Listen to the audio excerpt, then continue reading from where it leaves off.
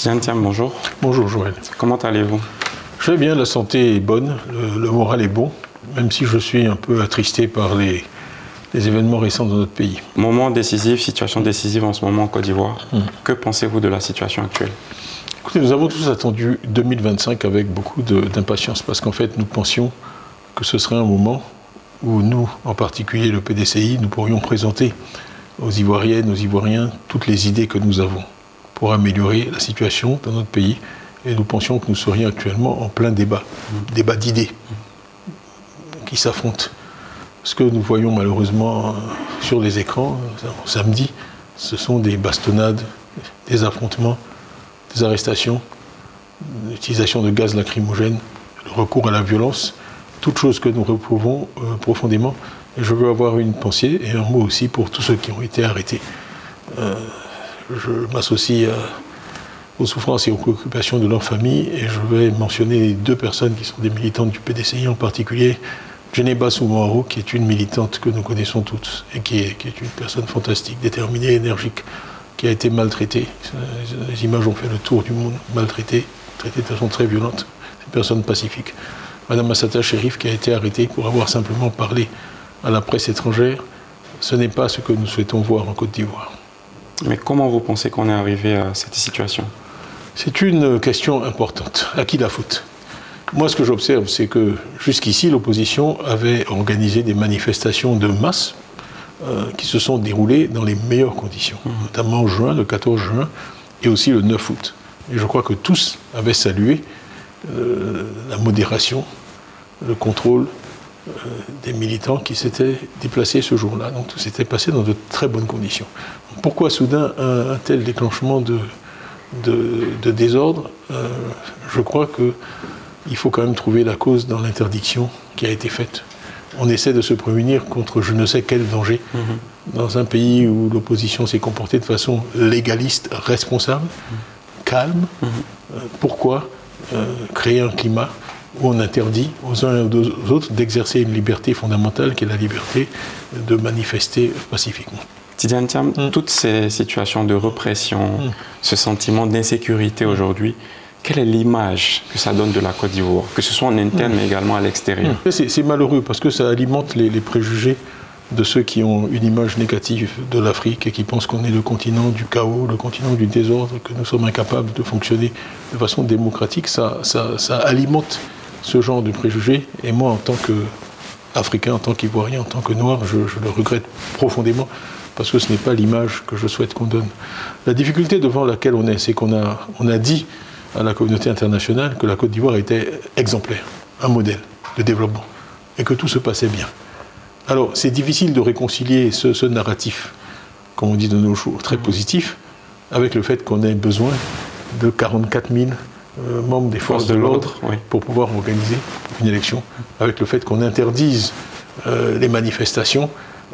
Si on a si bien travaillé pendant 15 ans, qu'on a si bien gouverné, et qu'effectivement on a 80% dans les élections législatives, on se demande pourquoi tout ce déploiement de force.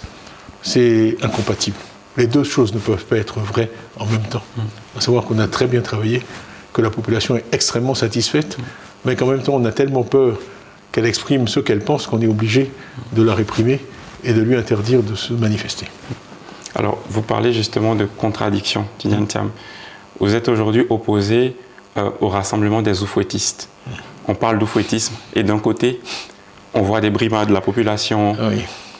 Qu'est-ce que tout ça signifie? Même si les circonstances sont tristes, là, je ne peux pas m'empêcher de sourire vu la manière dont vous avez formulé votre question, parce que l'oufouettisme, moi, je le cherche, je ne le vois pas. L'oufouettisme, c'est le dialogue. L'oufouettisme, c'est la paix. L'oufouettisme, c'est la non-violence. Et si je peux paraphraser Oufouet lui-même, ce n'est pas un vain mot, ce qui disait de la paix. L'oufouettisme, il ne se mesure pas dans les paroles. L'oufouettisme, ce n'est pas d'aller s'incliner sur la tombe de feu le président Houphouët-Boigny, que nous respectons et que nous aimons tous. L'oufouettisme, c'est par son comportement d'être fidèle à son héritage, son véritable héritage qui n'est pas matériel mais qui est spirituel. C'est un message d'amour de son prochain, qui est un message qui n'est pas compatible avec les bastonnades, d'une violence extrême contre des gens qui n'ont en fait commis aucune action violente. Donc, je voudrais aussi rappeler que le président Houphouët-Boigny, on le sait, n'était pas favorable au multipartisme. Oui. Quand il y a eu des conférences nationales un peu partout en Afrique, les constitutions ont changé. La Côte d'Ivoire n'a pas dû changer sa constitution parce qu'elle a toujours eu le multipartisme dans sa constitution. Mais là où je veux en venir, c'est que le président Houphouët-Boigny a autorisé Laurent Gbagbo comme candidat à se face à présenter lui. contre lui en 1990. C'est ça, être un garçon. En décidant ainsi de permettre à son opposant historique, Laurent Gbagbo, de se présenter contre lui, le président Houphouët-Boigny a donné un exemple de courage et d'amour de son pays. Plus près de nous, je peux aussi prendre l'exemple en fait, du président Laurent Gbagbo, qui est notre partenaire aujourd'hui avec le parti qu'il dirige, le PPACI, au sein du Front commun. En 2010, le président Laurent Gbagbo a autorisé M. Alassane Ouattara à se présenter à la présidence de la République contre lui. Ainsi d'ailleurs que son Excellence M. Henri Konan Bédié, à qui nous rendons toujours hommage, quand hommage mérité, a pu se présenter contre lui. C'est donc ça aussi, pour parler encore de façon familière, c'est ça aussi être un garçon. Tidiane Thiam, aujourd'hui, face à tout ça, est-ce qu'on peut donc dire que les dés sont joués?